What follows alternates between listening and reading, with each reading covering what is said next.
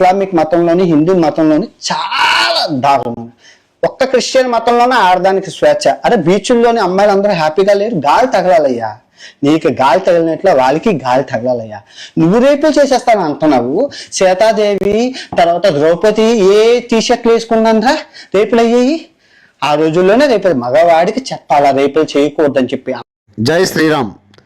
మన హిందూ మతం కోసం, మన హిందూ పూజించే దేవతలు సీతమ్మ తల్లి గురించి, అలాగే ద్రౌపది గురించి తప్పుగా మాట్లాడిన యూట్యూబరు అన్వేష్ అనే వ్యక్తిని తక్షణమే ఇండియా తీసుకొచ్చి అరెస్ట్ చేయాలని హిందువులందరూ కూడా, ఆర్ఎస్ఎస్ వాళ్ళు, హిందువులు కోరడం జరుగుతుంది.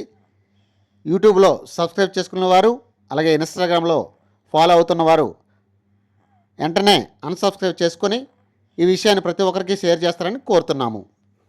వీడియో నచ్చితే లైక్ చేయండి, షేర్ చేయండి, ఛానల్ని సబ్స్క్రైబ్ చేసుకోండి. Thanks for watching.